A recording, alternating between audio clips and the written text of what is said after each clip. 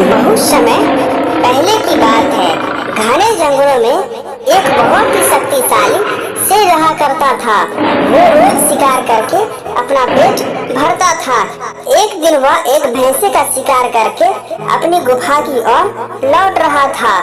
तभी रास्ते में उसे एक मरियल सा सियार मिला। सियार ने उसे लेटकर दंडवत प्रणाम किया। शेर बड़ा हैरान हुआ जब शेर ने उससे ऐसा करने का कारण पूछा। अरे भाई सियार, तुम ऐसा क्यों कर रहे हो? तुम्हें क्या हुआ है? आप राजा हैं और बहुत ही बलशाली हैं। मैं आपका सेवक बनना चाहता हूँ। कृपया मुझे आप अपनी शरण में ले ले। मैं आपकी सेवा करूँगा और आपके द्वारा छोड़े गए शिकार से अपना गुजर बसर कर लूँगा। तुम्हारी ऐसी हालत देखकर मैं तुम्हें अपना मित्र बनाता हूँ। धन्यवाद मेरे नए मित्र। मैं तुम्हारे साथ हमेशा रहूँगा और तुम्हारा साथ हमेशा दूंगा। शेर उसकी बातों से खुश हुआ और उसने सियार की बातों पर भरोसा करके उसकी बात मान ली और उससे दोस्ती करके उसे मित्रवत अपनी शरण में रखा। कुछ ही दिनों में शेर द्वारा छोड़े गए शिकार को खा खा कर वह सियार बहुत ही तगड़ा और मोटा हो गया।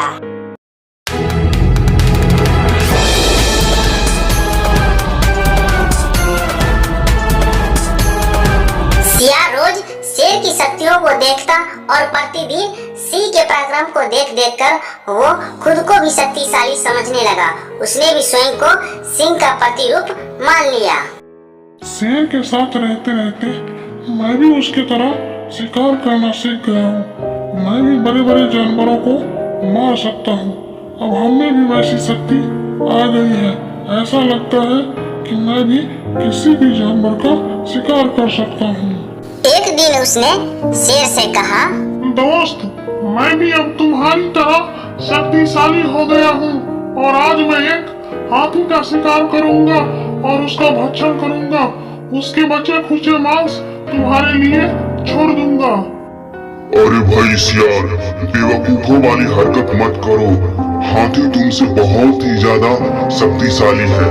तुम हाथी के सामने टिक नहीं पाओगे और तुम मारे जाओगे। अरे शेर भाई, मुझ पे भरोसा रखो।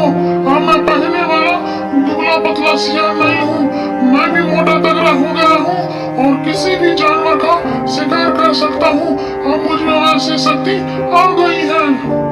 देखो भाई, मैं तुम्हारा दोस्त हूँ, इसलिए मैं तुम्हें हाथी का शिकार करने से रोक रहा हूँ। नहीं नहीं शेर भाई, तुम डरो मत। मैं अब पहले जैसा नहीं रहा। मैं अब किसी भी जानवर का शिकार कर सकता हूँ। चलो मैं तुम्हें दिखाता हूँ किस तरह हाथी का शिकार किया जाता है। शेर उस सियार को अपना दोस्त समझता था, इसलिए उसने उसकी बातों का बुरा नहीं माना। लेकिन सियार को समझाया जरूर कि वे ऐसी गलती ना करे। उसे हाथी के शिकार से रोका, पर वो सियार बहुत ही घमंडी बन चुका था। वो अपने ही भ्रम में जी रहा था। वह घमंडी सियार शेर के परामर्श को अस्वीकार करता हुआ पहाड़ की चोटी पर जा खड़ा हुआ। वहां से उसने नजरें दौड़ाई तो पहाड़ के नीचे हाथियों के एक समूह को देखा। उनको देखते ही वो 3 बार आवाजें लगाकर एक बड़े हाथी के ऊपर कूद पड़ा, किंतु हाथी के सिर के ऊपर न गिर वह उसके पैरों पर जा गिरा और हाथी अपनी मस्तानी चाल से अपना अगला पैर उसके सिर के ऊपर रख आगे बढ़ गया। क्षण भर में सियार का सिर चकनाचूर हो गया। सियार उसी वक्त मर गया। पहाड़ के ऊपर से शेर सब कुछ देख रहा था। सियार की सारी हरकतें देखकर उसने मन ही मन सोचा कि यदि सियार अपनी वास्तविक स्थिति को नहीं भूलता तो आज उसकी ऐसी दुर्गति नहीं होती।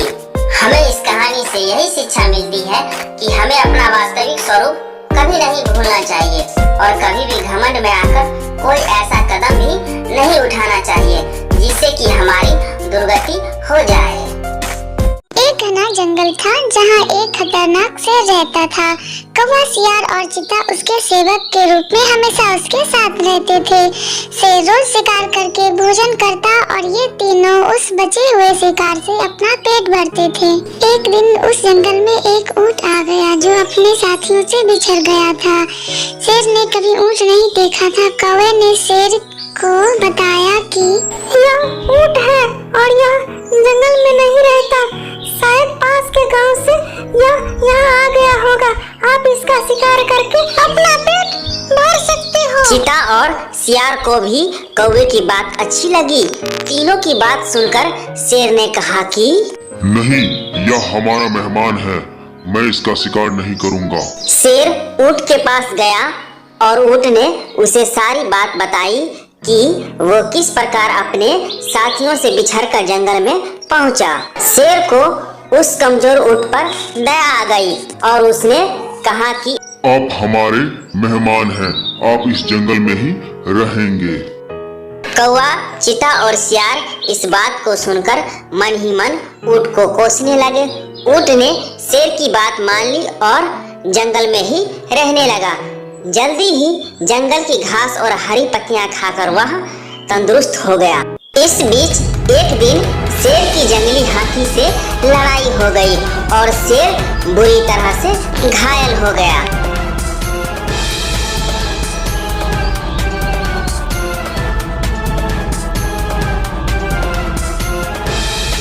वह कई दिनों तक शिकार पर नहीं जा सका। शिकार न करने पर शेर और उस पर निर्भर कौवा, चीता व सियार कमजोर होने लगे। जब कई दिनों तक उन्हें कुछ भी खाने को नहीं मिला तो सियार ने शेर से कहा, महाराज, आप बहुत कमजोर हो गए हैं और अगर आपने शिकार नहीं किया तो हालत और ज्यादा खराब हो सकती है। मैं इतना कमजोर हो गया हूँ कि अब कहीं भी जाकर शिकार नहीं कर सकता। अगर तुम लोग किसी जानवर को यहाँ लेकर आओ तो उसका शिकार मैं कर लूंगा। मैं अपना और तुम तीनों का पेट भर सकता हूँ। इतना सुनते ही सियार ने शेर से बोला, आप चाहे तो हम ऊंट को यहाँ लेकर आ सकते हैं, आप उसका शिकार कर लीजिएगा। शेर को यह सुनकर गुस्सा आ गया और बोला, वह हमारा मेहमान है, उसका शिकार मैं कभी नहीं करूंगा। सियार ने पूछा कि महाराज, अगर वो स्वयं आपके सामने खुद को समर्पित कर दे तो तब मैं उसे खा सकता हूँ। फिर सियार ने कौवे और चीते के साथ मिलकर एक योजना बनाई और ऊंट के पास जाकर बोलने लगा कि हमारे महाराज बहुत कमजोर हो गए हैं, उन्होंने कितने दिनों से कुछ नहीं खाया है। अगर महाराज हमें भी खाना चाहे तो मैं खुद को उनके सामने समर्पित कर दूंगा। सियार की बात सुनकर कौवा, चीता और ऊंट भी बोलने लगे, मैं महाराज का भोजन बनने के लिए तैयार हूँ। चारों शेर के पास गए और सबसे पहले कौवे ने कहा, महाराज आप मुझे अपना भोजन बना लीजिए। अरे कौवा भाई, तुम तो बहुत छोटे हो, तुम भोजन क्या नाश्ते के लिए भी ठीक नहीं हो। अरे रे नहीं महाराज, मुझे अपना भोजन बना लीजिए। अरे भाई, तुम मर जाओगे तो महाराज का सेनापति कौन रहे। फिर सियार ने खुद को समर्पित कर दिया। तब कौवा और चीता बोला कि तुम्हारे बाद महाराज का सलाहकार कौन बनेगा। जब तीनों को शेर ने नहीं खाया तब ऊंट ने भी सोचा कि महाराज मुझे भी नहीं खाएंगे क्योंकि मैं उनका मेहमान हूँ। यह सोचकर ऊंट ने बोला कि महाराज, आप मुझे अपना भोजन बना लो। इतना सुनते ही शेर, चीता और सियार उस पर झपट पड़े। इससे पहले कि ऊंट कुछ समझ पाता, उसके प्राण शरीर से निकल चुके थे और चारों उसे अपना भोजन बना चुके थे। बच्चों, हमें इस कहानी से यही सीख मिलती है कि हमें बिना सोचे किसी की बातों में नहीं आना चाहिए। साथ ही चालाक व धूर्त लोगों की मीठी मीठी बातों पर कभी भरोसा नहीं करना चाहिए। बच्चों, यदि आपको कहानी अच्छी लगी हो और इस तरह की अच्छी अच्छी कहानियाँ देखने के लिए चैनल को सब्सक्राइब और साथ ही बेल आइकन को प्रेस कर ले ताकि आपको नया नोटिफिकेशन मिलता रहे। धन्यवाद बच्चों।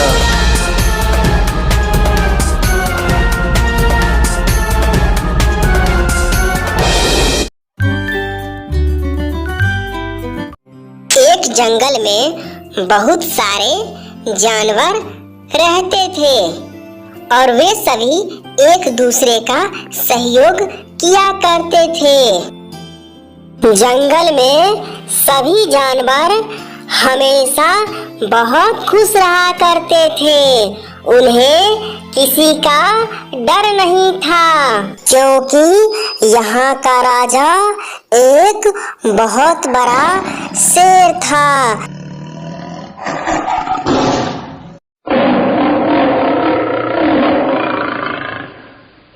जो इन सभी का हमेशा रक्षा किया करता था।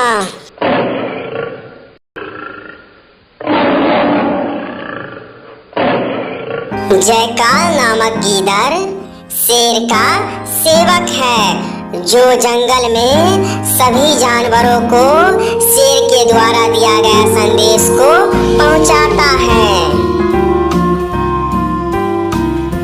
एक दिन बंदर ने मनोरंजन के लिए सभी जानवरों को आमंत्रण भेजा चिड़िया के द्वारा।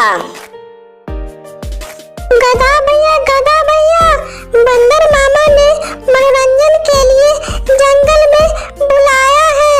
चलो जल्दी चलो, मनोरंजन होने वाला है। हाँ चिड़िया रानी, मैं अभी चलता हूँ प्रोग्राम देखने। बंदर बहुत अच्छा प्रोग्राम दिखाता है। चिड़िया वहाँ से उड़कर फिर दूसरे जानवरों को कहने गई। बकरी मौसी, बंदर मामा ने जंगल में एक अच्छा सा प्रोग्राम रखा है। चलो जल्दी चलो देखने, बहुत सुंदर प्रोग्राम है। अरे वाह, मैं तो जरूर जाऊंगी प्रोग्राम देखने, बहुत अच्छा मनोरंजन करता है बंदर। इस तरह चिड़िया रानी ने सभी जानवरों को आमंत्रित कर दिया और वे सभी जल्दी से आ गए बंदर के पास।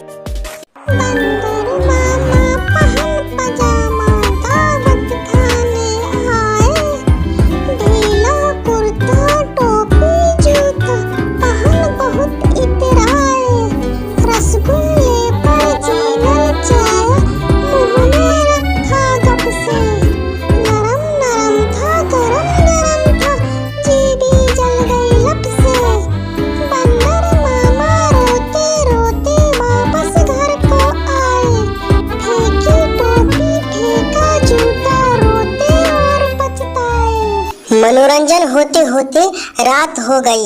सभी अपने अपने घर जाने लगे। आज तो मजा ही आ गया। बंदर बहुत बढ़िया नाच रहा था, बहुत बढ़िया।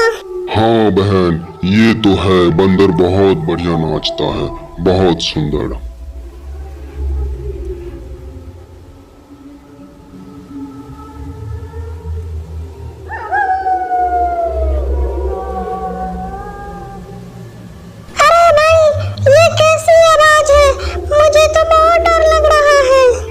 बहन, डर तो हमें भी लग रहा है। जंगल में इससे पहले ऐसी आवाज कभी नहीं सुनी।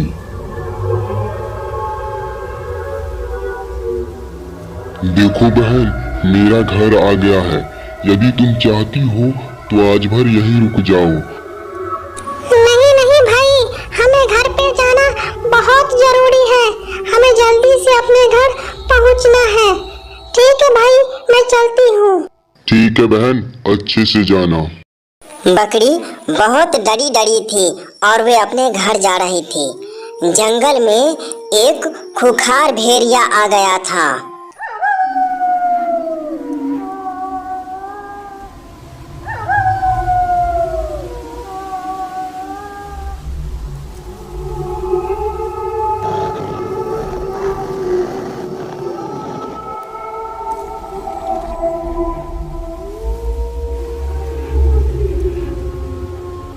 भेड़िया शिकार के लिए गुफा से बाहर निकला।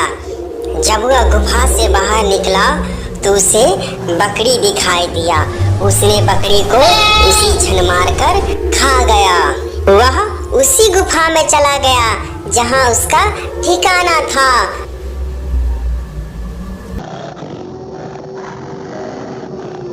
भेड़िया एक एक करके जानवरों को खाने लगा, जिस कारण जंगल में उथल पुथल मच गई। सभी जानवर बहुत घबरा गए थे। जंगल में सभी ओर हाहाकार मचा हुआ था, जिसे देख गीदड़ को बहुत दुख हुआ। सुनो भालू भाई, ये सभी जानवर कहाँ भाग रहे हैं? जंगल में क्या हो रहा है? भाई, जंगल में एक भेड़िया आया है जो बहुत ही खतरनाक है, सभी जानवरों को मारकर खा जाता है। ये तो बहुत चिंता की बात है, जाकर मैं जल्दी से महाराज को बताता हूँ। फिर वहाँ से गीदड़ दौड़ा दौड़ा आया और ये सारी बातें शेर को बताने लगा। महाराज महाराज, जंगल में एक भेड़िया आ गया है जो बहुत ही खतरनाक है। जंगल के जानवरों को वह मार के खा जाता है। ये तो बहुत बड़ी चिंता की बात है। तुम ऐसा करो कि कल सुबह सभा का आयोजन करो और जाकर शक्तिशाली जानवरों को आमंत्रित करो सभा के लिए। गीदड़ शक्तिशाली जानवरों को आमंत्रण देने गया।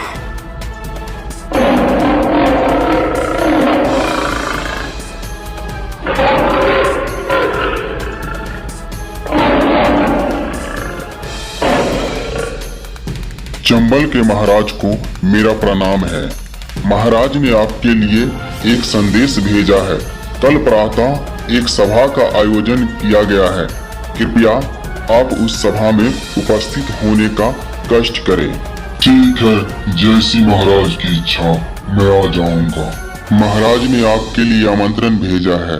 कृपया करके प्रातः काल आप आ जाइएगा। ठीक है, मैं आ जाऊंगा।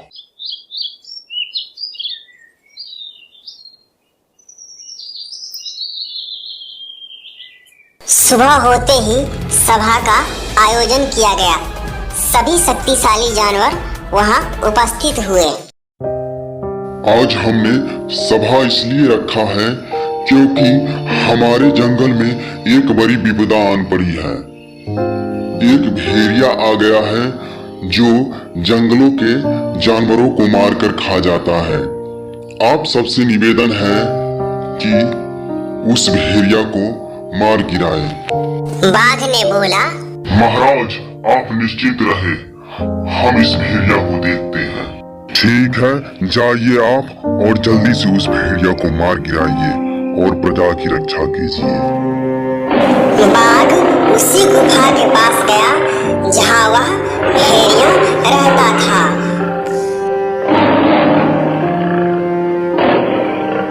भेड़िया और बाघ के बीच भयानक युद्ध हुआ, लेकिन दुख की बात है कि बाघ मारा गया। फिर एक एक कर कई जानवर मारे गए। इसके बाद गीदड़ ने शेर को यह समाचार दिया। महाराज, बहुत चिंता की बात है, हमारे सभी योद्धा मारे गए। ये तो बहुत दुख की बात है। ये भेड़िया ने अच्छा नहीं किया। चलो आज उसे मार ही डालता।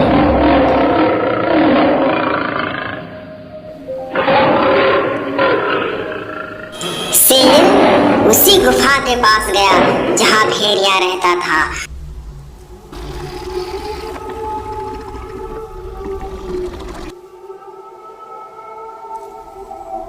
दोनों के बीच भयंकर युद्ध हुआ और इस युद्ध में भेड़िया मारा गया।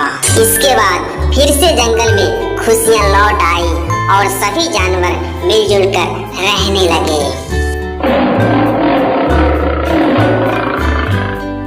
बच्चों, इस तरह की और कहानियां देखने के लिए इस चैनल को सब्सक्राइब जरूर कर ले और बेल आइकन को प्रेस कर ले। धन्यवाद।